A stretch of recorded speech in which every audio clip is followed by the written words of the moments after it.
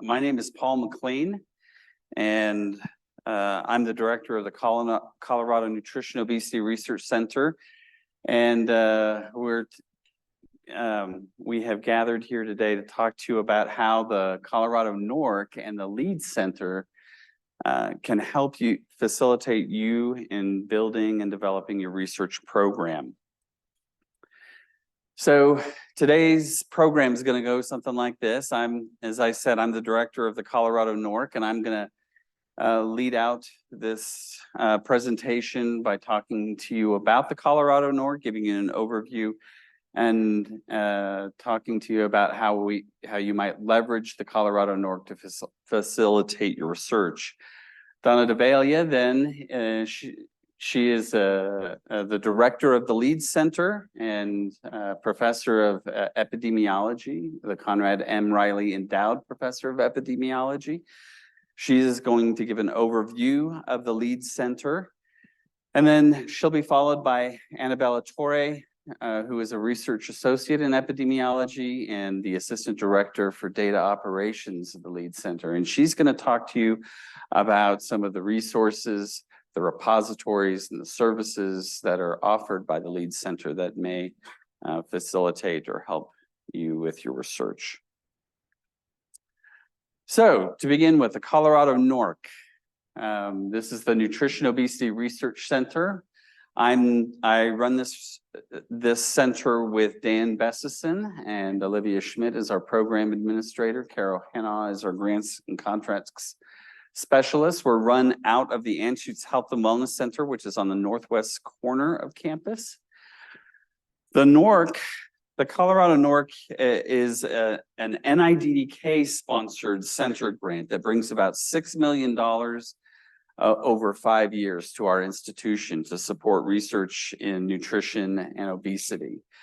The mission of the Colorado NORC is to advance the science of nutrition and obesity by facilitating interdisciplinary, collaborative, translational research, and by fostering the development of the next generation of scientists in the Rocky Mountain region.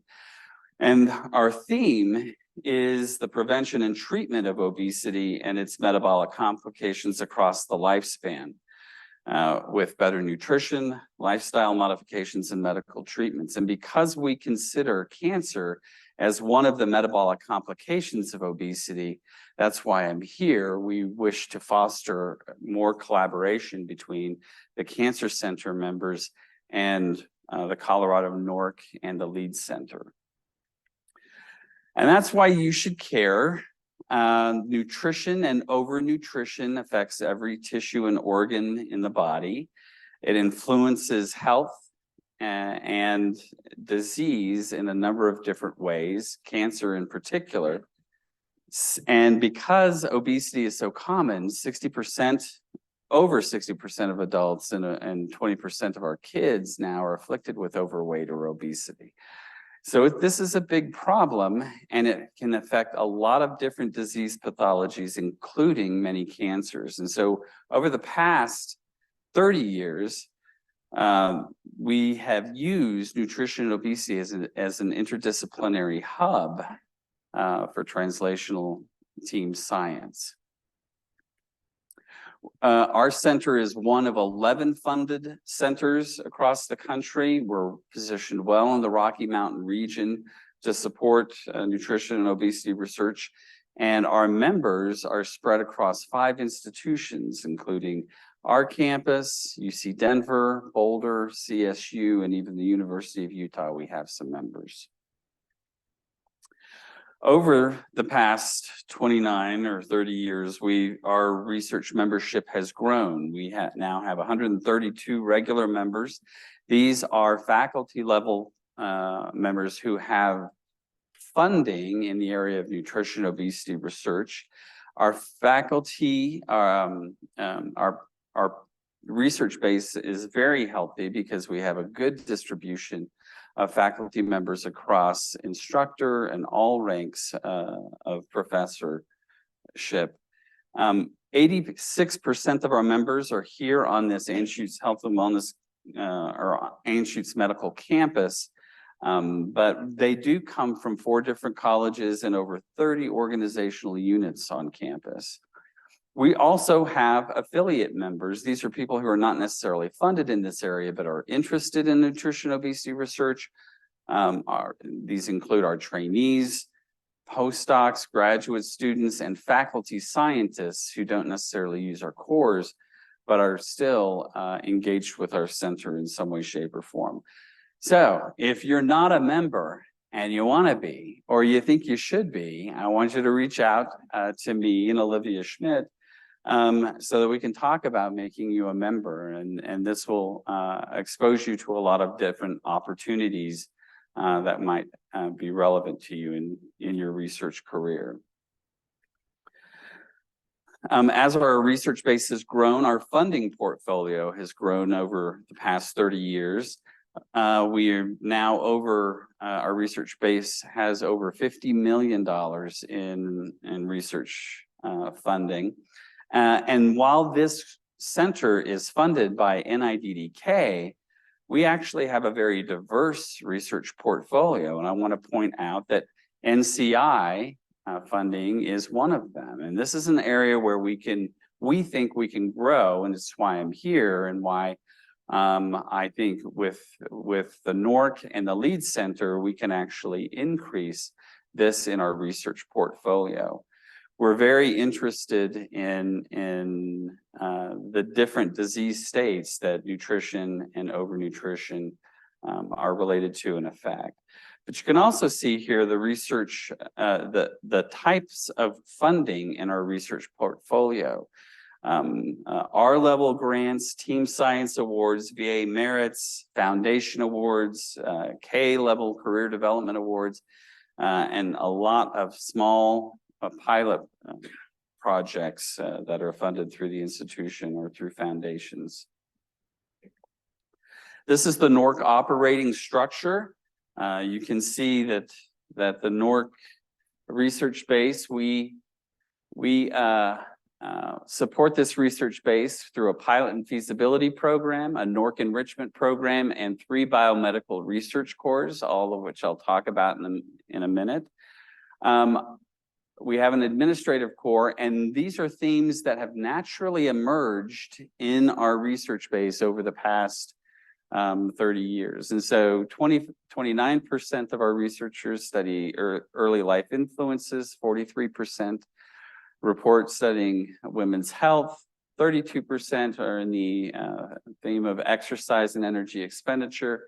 Over 50% study metabolic dysfunction and its metabolic complications like cancer and cardiovascular disease.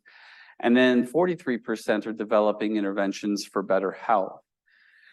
Now, integrated in all of these themes is cancer research. Cancer research is integrated in all 5 of these themes. And so there may be people who are working within these themes that may have overlapping interests with you and with what you are doing in your research program. Our enrichment program is run by Ed Melanson and our program administrator, Olivia Schmidt. We asked our research base what they wanted out of an enrichment program, and they said, don't give us another seminar program. We have too many seminar programs on campus. And so our strategy with our enrichment program has been to take the resources that we have and partner with existing enrichment programs, seminar programs on campus to bring nutrition and obesity content to those programs. And so we partner with nutrition, endocrinology. We've had a lot of partnerships with the Cancer Center and the Diabetes Center, as well as the LEAD Center, to support obesity and nutrition content in these existing programs. We sponsor a lot of working groups that may be relevant to the work that you're doing. And we have weekly a newsletter and weekly updates of funding announcements and opportunities for early career investigators that go out. This past summer, we sponsored a cancer metabolism workshop. So we do summer workshops on different topics. In this most recent summer, it was focused on cancer. And we have an awards program. My point here is that we have many partnerships with our enrichment program, including the Cancer Center. So if you have somebody you want to bring on campus that's relevant to nutrition and obesity, come to us. We will get with the Cancer Center and we'll partner to bring it to this seminar program that we're speaking in today. We have a pilot and feasibility program. We give between $120,000 and $160,000 a year out to early career investigators. These are postdocs or junior faculty who have not received their R01. We encourage the use of our research cores in this program. These are $40,000 grants passed out over 2 years. And if you're interested and you think you have relevance to our center and you can bridge the gap between our two centers, watch for the call for applications in March. The deadline will be in May. This pilot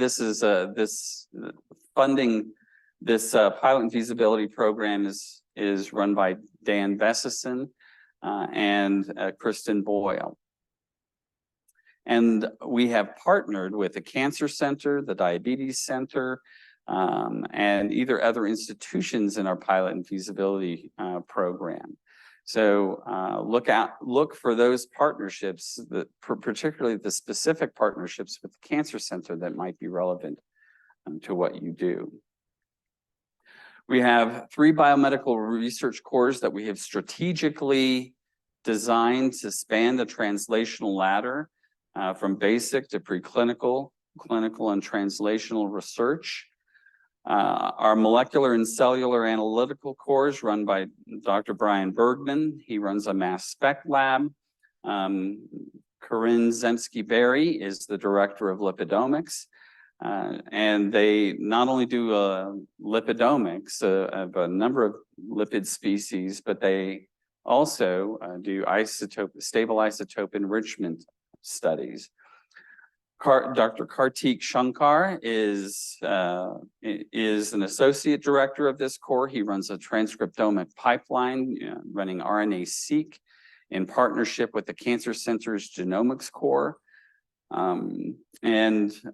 Dr. Matt Jackman brings expertise in cellular and mitochondrial respiration. So we have equipment like the Seahorse and the Ouroboros, the Citation 1, that are available for people who are interested in mitochondrial function and cellular respiration.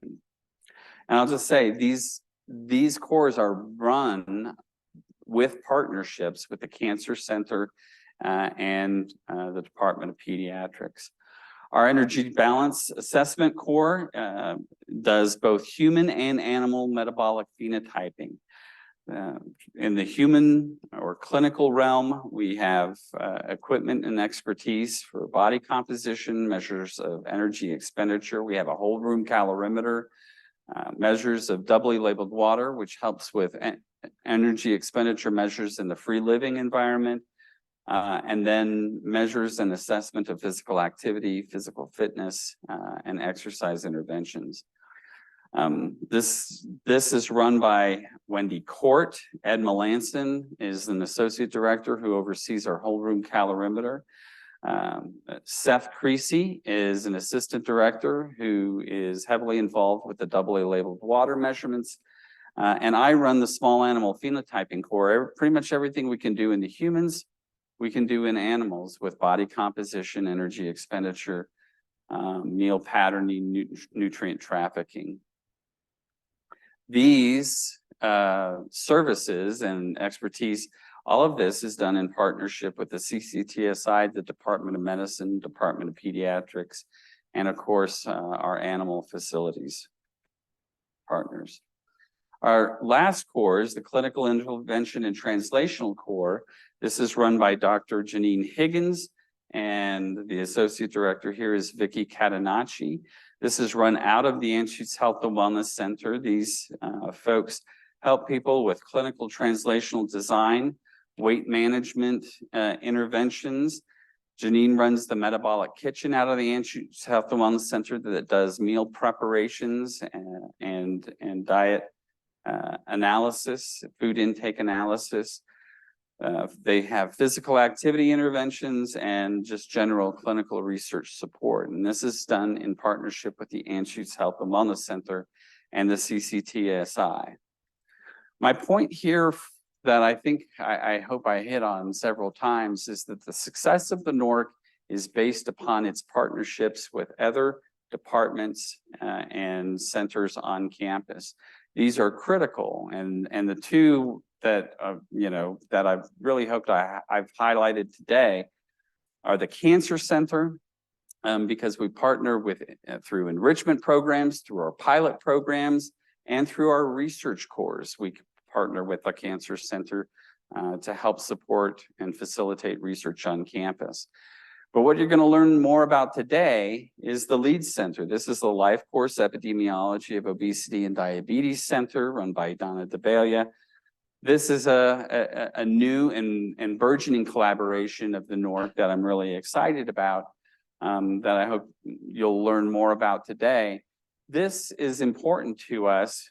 We've started this collaboration over the past year because the LEAD Center does something that we in the NORC don't do. And so they bring expertise, resources, and tools that can complement our biomedical research cores and bring new things to our research base that are of value to essentially complement and take us to another level.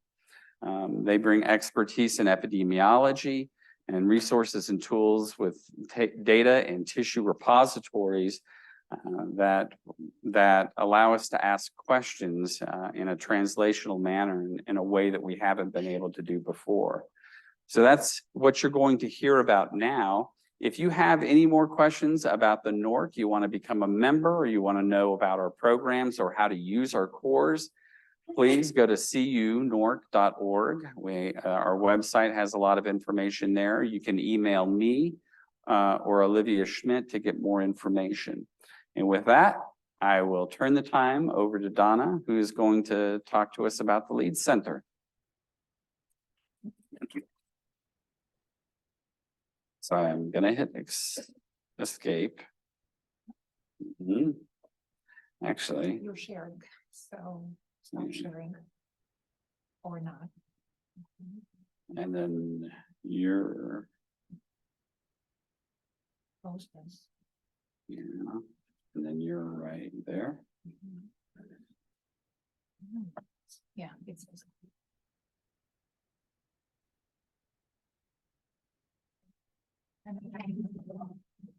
Okay, I'll just turn this off. okay. Thank you, Paul, and thank you for this wonderful burgeoning collaboration that we're also very excited about.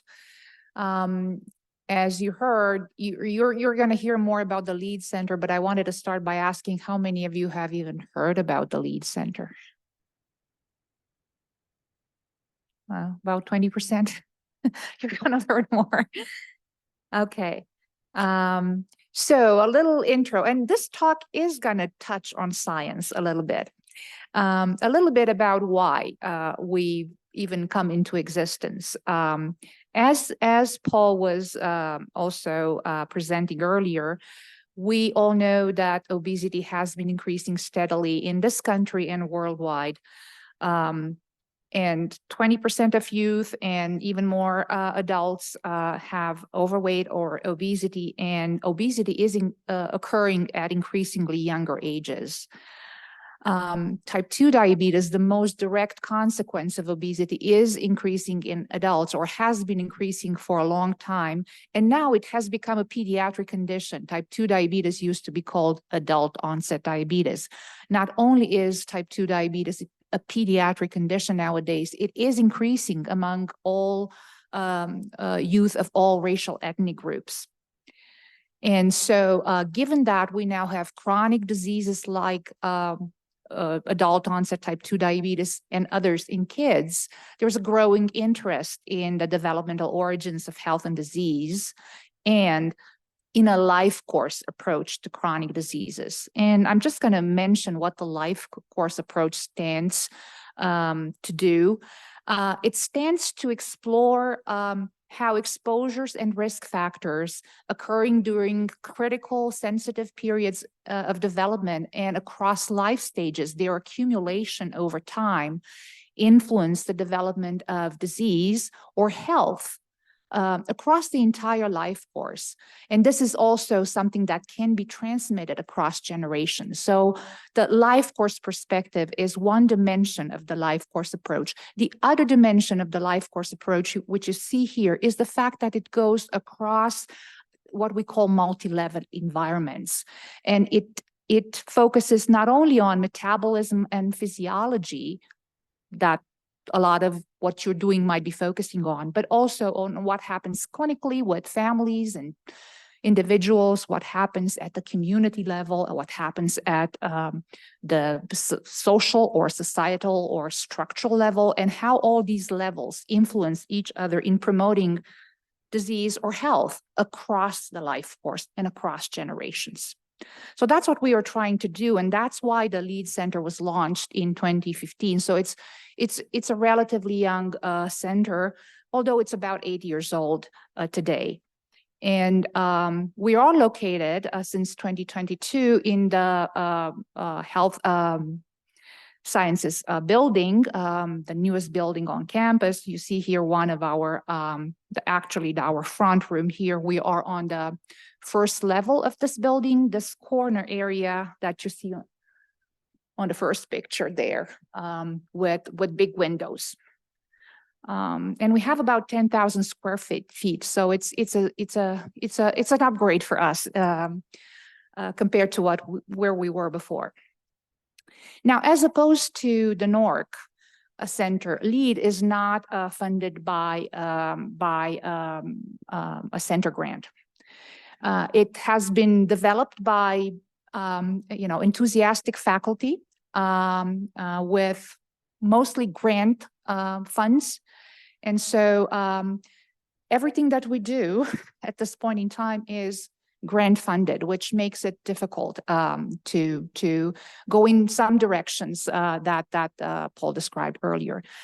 Our major research themes are to identify risk factors for and consequences of obesity, diabetes, cardiovascular disease, neurocognitive conditions, and cancer across the entire lifespan, with a focus on early life exposures, because that's the developmental origins of health and disease theme. We also seek to describe the burden and progression of diabetes, for example, or other chronic diseases. We need to know how much of a burden this is for our families, for our state, for our country, and worldwide. This is the epi part of what we're doing. We also seek to translate observational findings into clinical trials. So we do translational research and clinical trials into community programs across the entire life course. And a cross-cutting theme is to understand and address disparities in obesity and diabetes and other chronic diseases, especially in underserved groups. We also train students, fellows, junior faculty in life course and chronic disease epidemiology and clinical research and maternal and child health research. We seek to provide research opportunities via collaborations locally, regionally, nationally, and internationally. And we also use a team science approach because we have a multidisciplinary group of faculty and research support staff. And what you see here on the top part of the slide is a little bit of our statistics. Since inception, we have seen in person or remotely over 8,500 participants. We wrote grants and got funded and brought to the center and to this campus over 6.1 million direct fund costs in funding, and over 26 million since 2015. Funding rate of 27%, which is much better than the NIH pay line. And we have a team of about 91 members. Most of them are people who live in the lead center, faculty, research support staff, trainees, fellows, etc. Some are affiliated faculty who submit grants through the lead center. This is how we define our membership base. And not to ignore over 450 publications since inception. Organization, so I'm the director, founding director of the lead center, and Dr. Perng, who is right here with me, with us, is an associate director for research.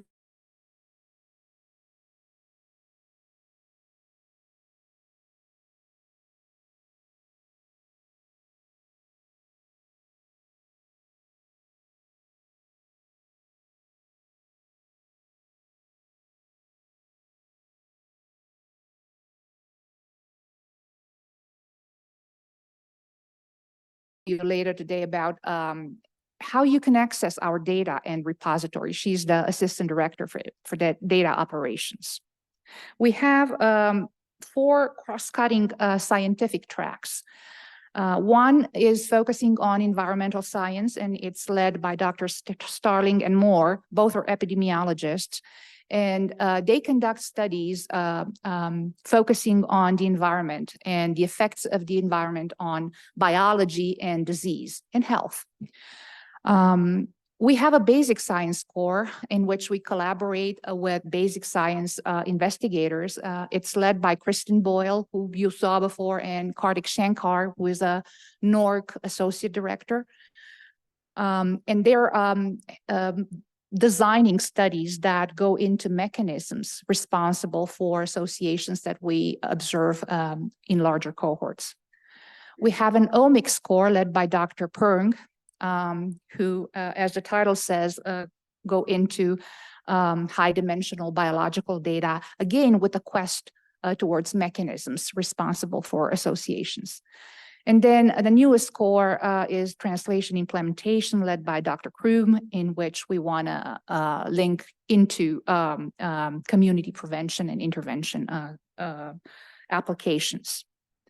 We also have some administrative or operational cores, a data operation core and, a data analysis core, which seeks to support investigators with grant writing or planning of grants by supporting the statistical analysis plans and power and sample size calculations. Now, Deb Glick was leading this.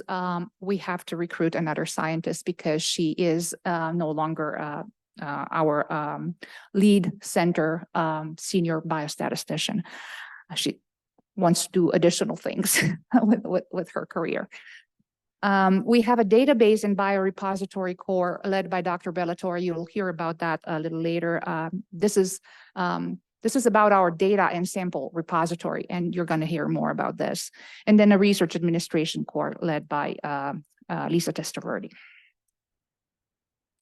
So how are we achieving these goals? Since we are not funded by one center grant, but we have a lot of smaller grants or larger grants, what we've done in our unique niche is access to longitudinal human cohorts that have collected deep phenotype data that are now in the repository that you can all access.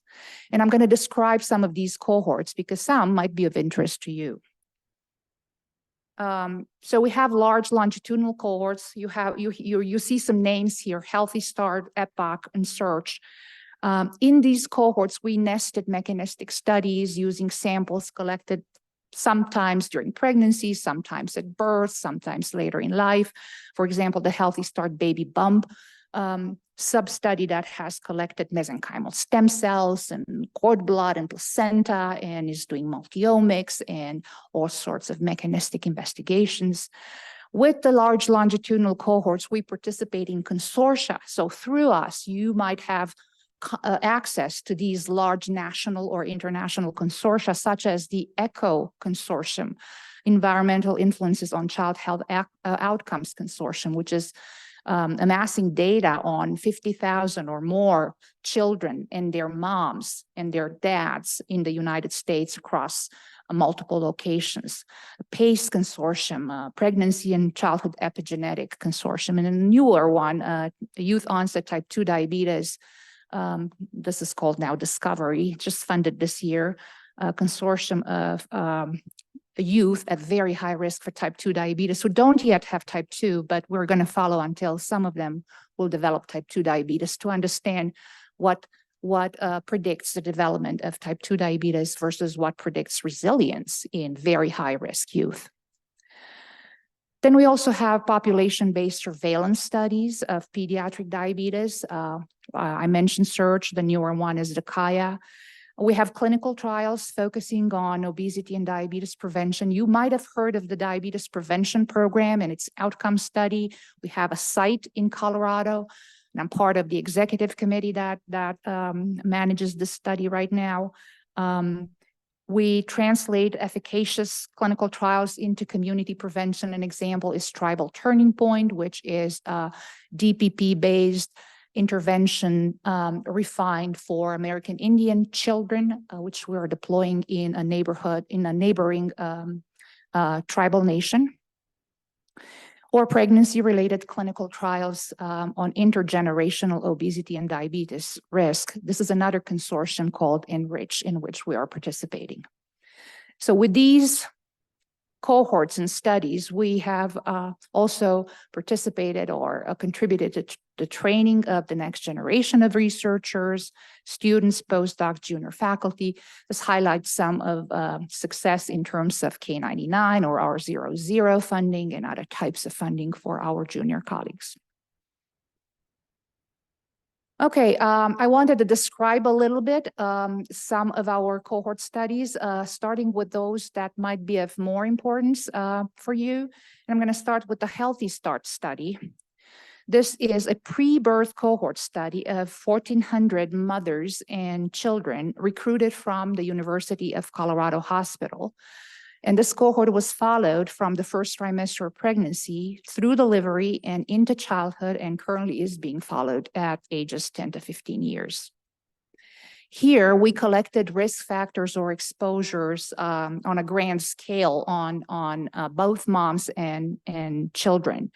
Maternal and early life environment, obesity, weight gain, diet, physical activity, smoking, including cannabis, environmental chemicals, depression, stress, social determinants. So above the skin and below the skin types of exposures.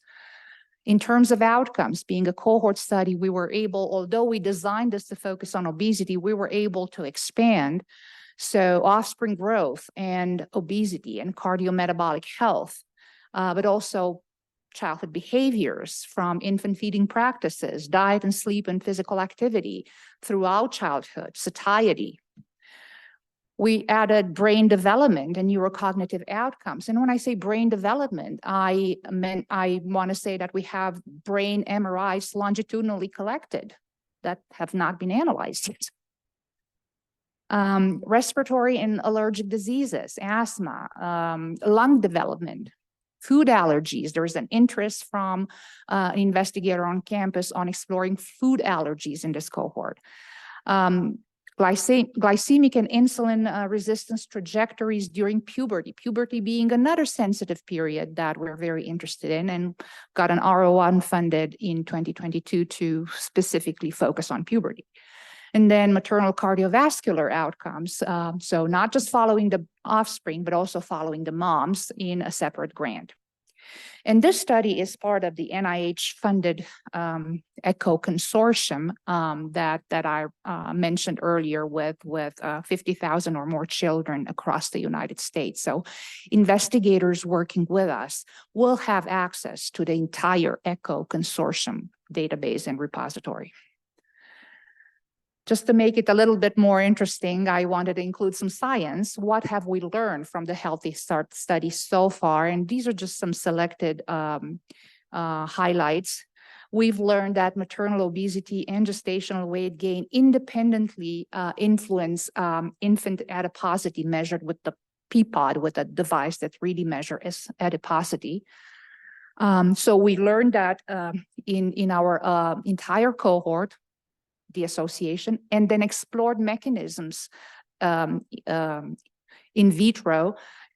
Kristen Boyle and her colleagues saw that the relationship between maternal obesity and neonatal adiposity may result from greater lipid accumulation, lower fatty oxidation, and suppress AMP kinase activity. So this is how you can go from observational to mechanisms, and from mechanisms back to larger human clinical research.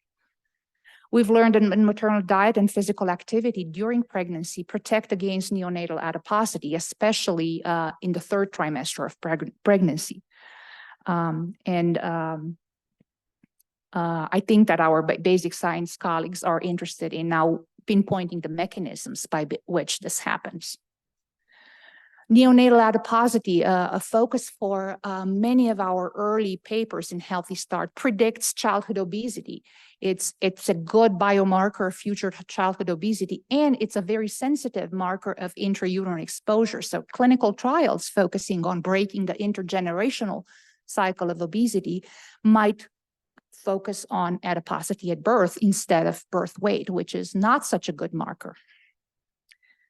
We also learned that the relationship between maternal hyperglycemia during pregnancy and offspring glucose insulin homeostasis is not completely mediated by child adiposity. So there might be mechanisms there that we could pinpoint and explore and target by interventions.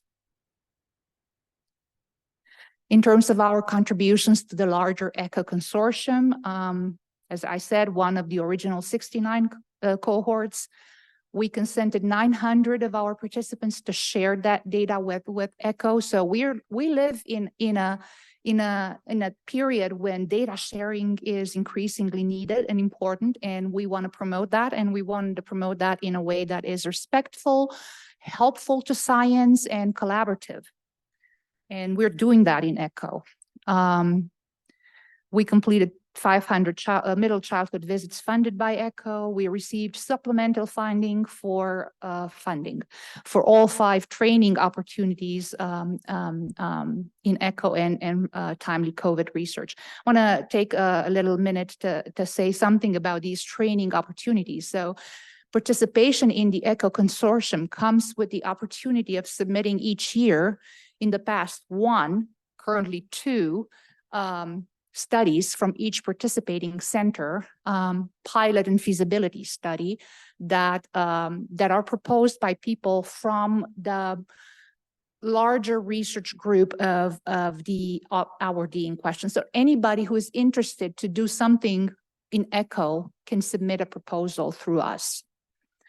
And we were successful in all 5 attempts thus far. In the second cycle of ECHO, which just started this year, we will have 2 such opportunities because we now got 2 grants. We got the follow-up of the existing pediatric cohort, and we also got an award to start a new pregnancy cohort here, which we're hoping to do by collaborating with the Denver Health and our local OBGYN community. So now we can submit 2 such proposals in the next 7 years. 1 is already out. I've sent you the announcement, Paul. A short turnaround time, but it's worth thinking about. The amounts are not trivial. Okay, a different study that I'm going to talk about is called EPOCH, Exploring Perinatal Outcomes Among Children. This is a historical perspective cohort that recruited 600 youth whose mothers were exposed and not exposed to maternal diabetes in utero, mostly gestational diabetes. So maternal obesity and gestational diabetes are the exposures of interest here, and the outcomes are offspring adiposity, cardiometabolic markers at 2 follow-ups. We also have MRIs for visceral and subcutaneous fat, BOD-POD measurements. We have, this cohort is extremely well phenotyped with genetics, epigenomics, metabolomics, and microbiome. Not that the other one is not. The other one is also genetics, genomics, metabolomics, will have epigenetics as well. And now we're following up this cohort into young adulthood. Dr. Perng has obtained funding from ADA to continue the follow-up into young adulthood. Some key findings, again, just one of the key findings from this cohort, we found that exposure in utero to maternal gestational diabetes influences BMI growth in children. So children exposed to maternal diabetes in utero grow faster throughout childhood, but not in the first 2 years of life.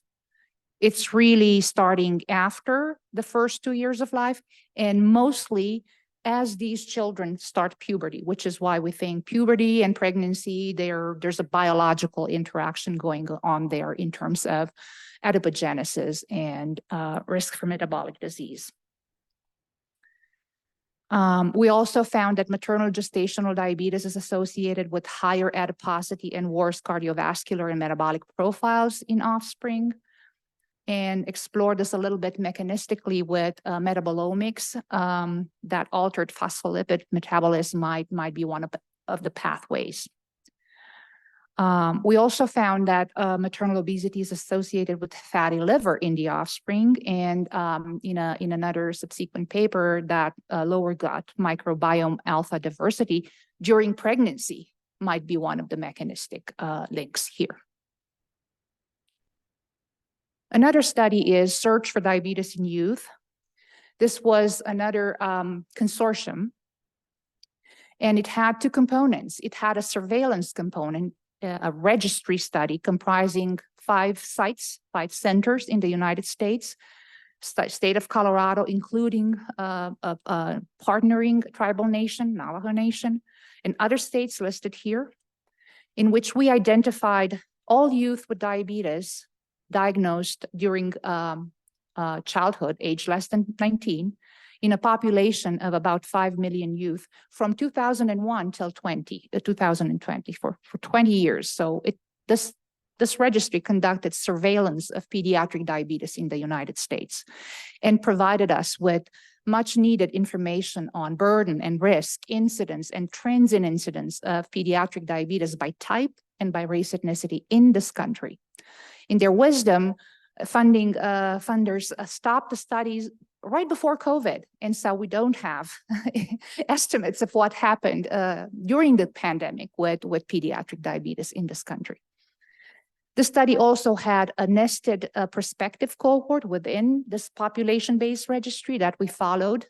3,000 youth with type 1 or type 2 diabetes followed for on average 14 years since they were diagnosed, an inception cohort in which we studied a lot of things related to natural evolution of pediatric diabetes, response to treatment, processes of care, development of complications, etc.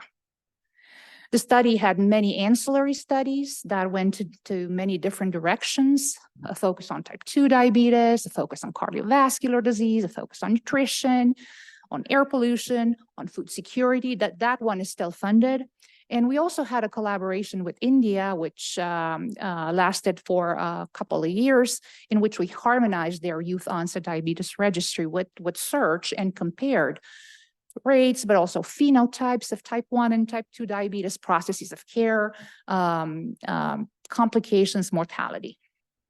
Now we're trying to fund some additional follow-ups of the Search cohort. So we've submitted 2 grants this past month, one focused on cardiovascular outcomes and one focused on biomarkers of vascular and non-vascular dementias.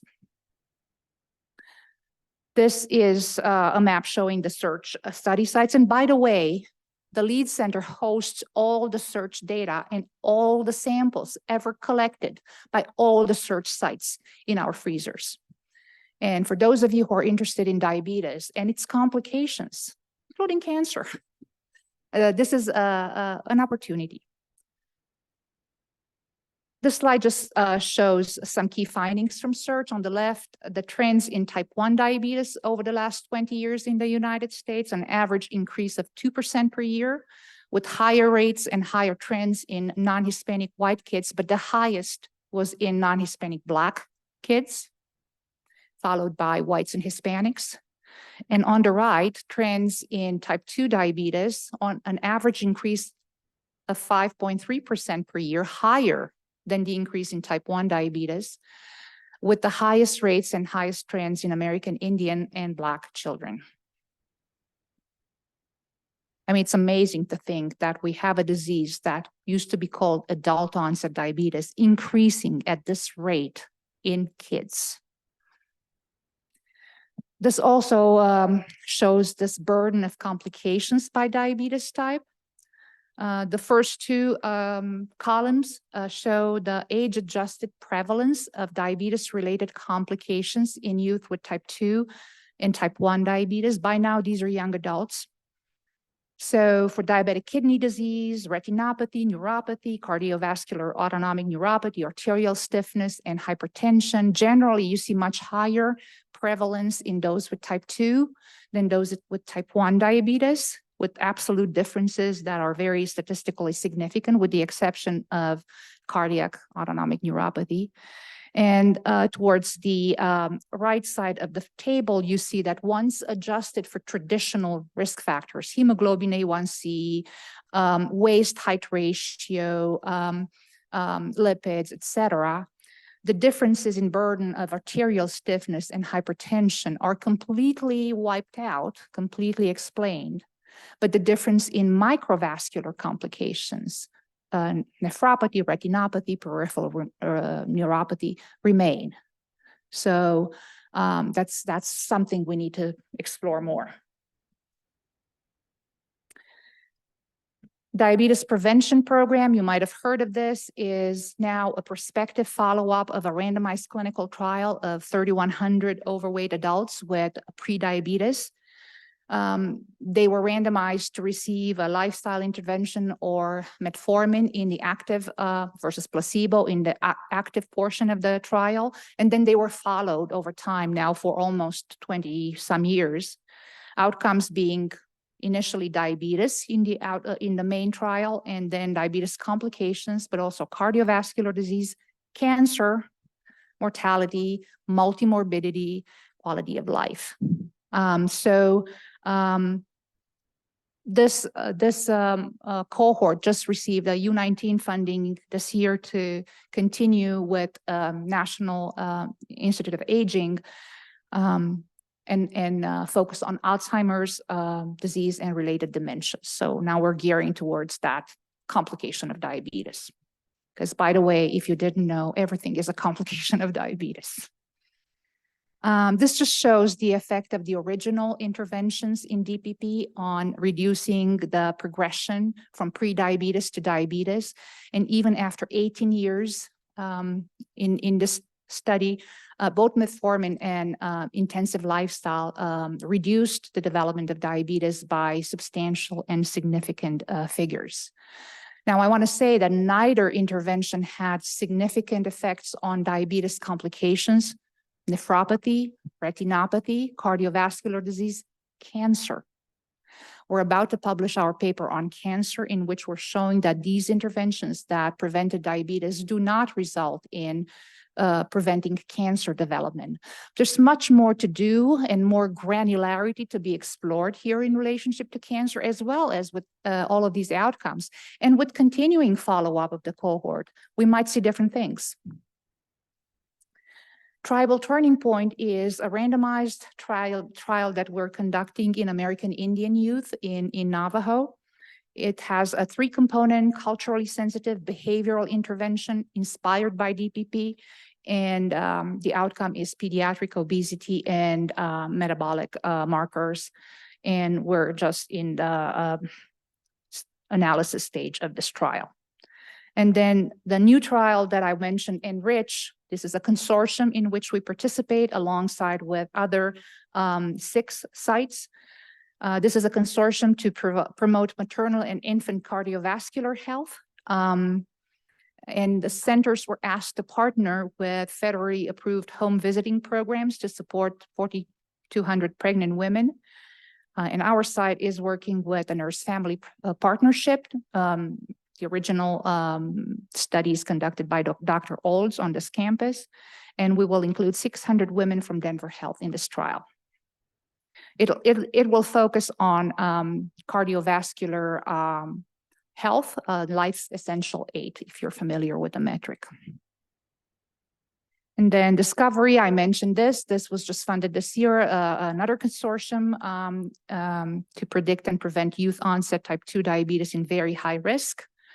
It will recruit 3,600 pre-pubertal youth at risk for type 2 diabetes, overweight or obese, and with pre-diabetes to understand the pathophysiology of youth onset diabetes and develop prediction models. And we participate with 240 indigenous youth from Navajo Nation to understand aspects specific to this population as part of this consortium.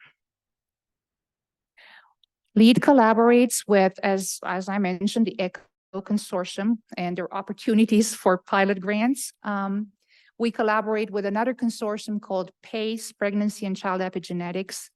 We just announced a collaboration with the Cancer Center to pilot grants supported locally, an RFA that went out this fall, and I think it's still open for submissions. And we're just starting the collaboration with LEAD. I'm gonna move on to let Anna tell you how to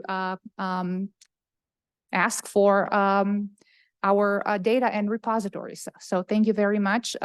Please feel free to contact me or Anna or Lisa if you're interested.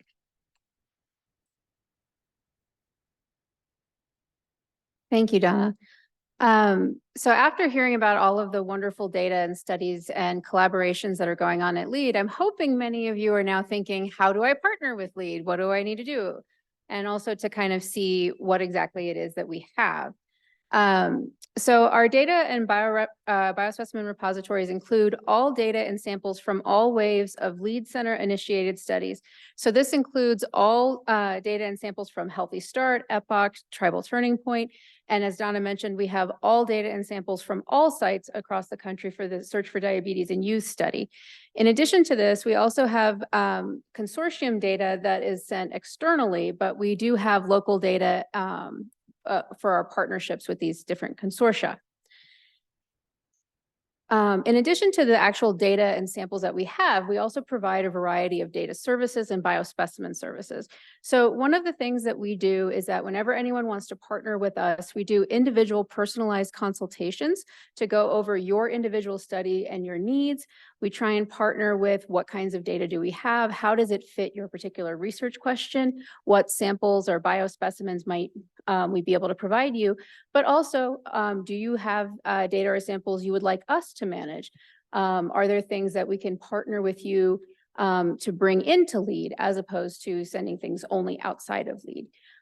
For our custom data sets that we make for the data that we house in our biorepositories, in many cases, we have multi-generational data that includes both maternal and child, clinical, anthropometric, biomarker, genetic EWAS, GWAS, DNA methylation, microbiome, metabolomics, a variety of diet data, imaging data, medical record abstracted data. We also have mortality data in some of our studies as well, as in addition to geocoded and environmental data that may be of particular interest for those doing cancer research and other types of research.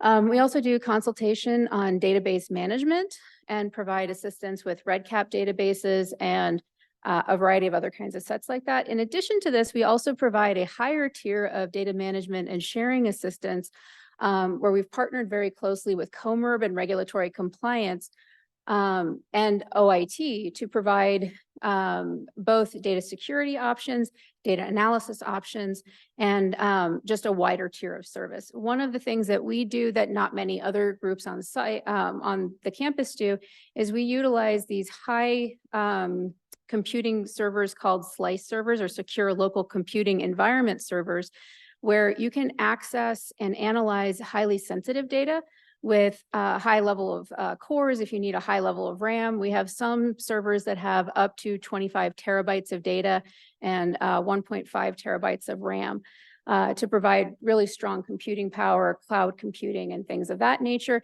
in a secure environment that's both HIPAA and NIST compliant. We also, ever since the NIH started the requirement that everyone needs to submit a data management and sharing plan in January of this year, we've also provided consultations on writing those data management and sharing plans to help people make sure that they're providing the information that they need for the NIH, and also to ensure that if they are partnering with LEAD, that we will show them how we can make their data compliant, accessible, findable, et cetera. And we also provide data management and data security for funded projects. So if, again, you maybe don't have the infrastructure in your own center or department and you would like help with that, that is something that we can offer you, and we can show you a variety of options that fit your needs. In addition to this, we also have our biospecimen services. And so the LEAD Center has 13 freezers in our overall biorepository that have a capacity for over 500,000 biospecimens, including 12 -80 freezers and 1 -20 freezer. We have the ability to store and monitor samples for other studies and investigators, including 24-hour-a-day remote management of the freezers and monitoring of the actual temperature of each freezer as well. And so our current storage in our biorepository include DNA, RNA, both extracted and unextracted, urine, feces, cord and placental tissue. We have mesenchymal stem cells, serum, plasma, and a variety of other blood products, but we're also capable of storing breast milk, saliva, hair, teeth, toenail, Whatman blood spot cards, biopsied tissues or other tissues that may be of interest to you. And we definitely have room if you're looking for these kinds of services and want perhaps a more secure environment with this backup of the monitoring that we do. We also fulfill custom data or sample requests. And so we've done both domestic and international shipping, including the regulatory compliance associated with that. We facilitate working with IRB and regulatory compliance whenever necessary. And we can do specialized processing and aliquoting at your request. So now the next part, how do you actually partner with LEAD? The first step is you can reach our website. And so Donna has here our LEAD website. You can reach out to our wonderful director, Donna Dabelea, our associate director, Dr. Pern, to discuss submitting a proposal if you want to collaborate with LEAD and work with some of our data. If you reach out to me, I'm happy to talk with you about your individual projects and your data or sample needs and how the data and samples we have may be able to help facilitate the building of an analysis proposal, potentially giving you sample size estimates if you're doing grant writing, things of that nature. And I can provide a custom quote for either services or if you need grant support or just want overall support for a grant submission. You can also reach out to Lisa Testaverde to discuss grant or administration support, which is also something that we're capable of providing. So I'm hoping that after hearing about all of this, you're all very excited and interested to partner with us. I brought several flyers and my business cards for anyone who's interested in taking that home, and we're all here to answer any questions that you may have. Thank you for your time.